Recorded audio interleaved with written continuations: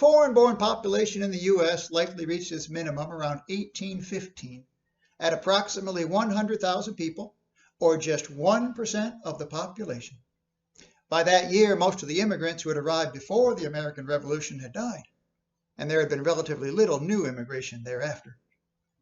Beginning in the 1820s, however, and especially in the 1830s, immigration began to increase again and also became more ethnically diverse, with larger numbers coming from places such as Ireland and the German states. By the 1850s, they would also be coming in larger numbers from Scandinavia, Norway and Sweden in particular, and with the California gold rush from China and Latin America, a total of nearly 4.8 million immigrants came to the United States during the 3 decades of the 1830s, 40s, and 50s. And of these, nearly 2 million were Irish, and nearly 1.5 million were German. As a result, the percentage of the U.S. population which was foreign-born would grow from that low of about 1% in 1815 to nearly 5% by 1840, 10% by 1850, and nearly 14% by 1860. The influx of newer immigrant groups, in particular those which were predominantly or even partly Roman Catholic, generated concerns among the heavily Protestant population that these new immigrants were controlled by the Pope in Rome, and they'd be hostile to American values such as liberty and democracy. This provoked the rise of nativist political parties and movements which attempted to limit the influence of these new groups. Nativist party members sometimes used intimidation and violence to further their agenda, targeting not only immigrants but also anyone sympathetic to them. This nativism was directed especially at the Irish and to a lesser extent at the Germans, and it became especially prominent in the 1850s. It reached its zenith in the mid-1850s when the Know Nothing Party, formerly known as the American Party, reached its greatest influence. By the way, they refer to themselves as Native Americans. That's right. In the 1850s, a Native American was a white person who had been born in this country, as opposed to a white person born elsewhere who had emigrated here. The immigrants who came to our country during my time tended to do what all ethnic groups do: settle close together, establish institutions and organizations to reinforce their ethnic identity and language, while also learning how to integrate into the larger American culture. When my good friend Joshua Speed wrote to me in 1855 to ask whether I had joined the Know Nothing camp, as some of my political allies had done, I responded as follows: I am not a Know Nothing. That is certain. How could I be? How can anyone who abhors the oppression of Negroes be in favor of degrading classes of white people? Our progress in degeneracy appears to me to be pretty rapid. As a nation, we began by declaring that all men are created equal. We now practically read it, all men are created equal except Negroes. When the Know-Nothings get control, it will read all men are created equal except Negroes and foreigners and Catholics. When it comes to this, I should prefer emigrating to some country where they make no pretense of loving liberty. To Russia, for instance, where despotism can be taken pure, without the base alloy of hypocrisy.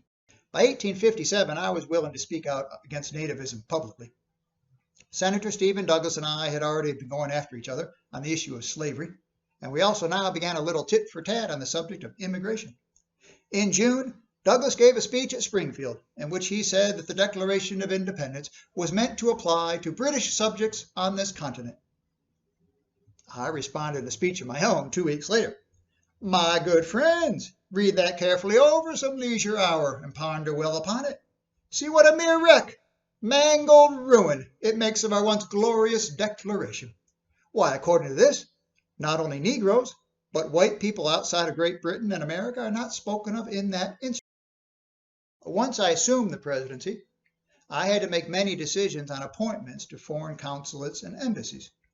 My Secretary of State, William Seward, didn't want any foreign-born persons to occupy foreign posts, but I overruled him, appointing Karl Schurz as ambassador to Spain and Theodore Canisius as consul to Vienna, among others. Immigrants joined the Union Army in large numbers, the two largest being about 177,000 Germans and 144,000 Irish. Meanwhile, I also worked toward increasing immigration to our country.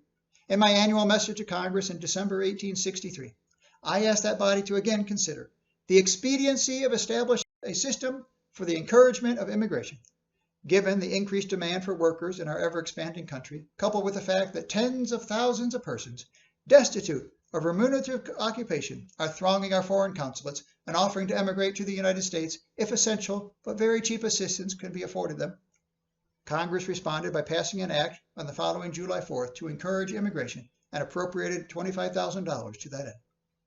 That same summer, the Republican Party renominated me for president, although this time under the name of the National Union Party, and included in its platform a resolution that foreign immigration, which in the past has added so much to the wealth, development of resources, and increase of power to this nation, the asylum of the oppressed of all nations, should be fostered and encouraged by liberal and just policy. I should now like to offer some thoughts on the Civil War in the context of world history. That is, the global significance of our Civil War, or America's place in the world. For although the struggle was first and foremost a struggle between one section of our country which desired to separate versus the rest of the nation, it was much more than that. Many people within our nation recognized this, as did people in many other countries around the world. The outcome of our domestic struggle would have important ramifications for the causes of liberty and democracy throughout the world. Consider for a moment the status of Republican and Democratic forms of government around the world at that time, forms of government in which the power belongs ultimately to the people, or at least to those people who are recognized as citizens. During the first half of the 19th century, numerous independent republics had been proclaimed.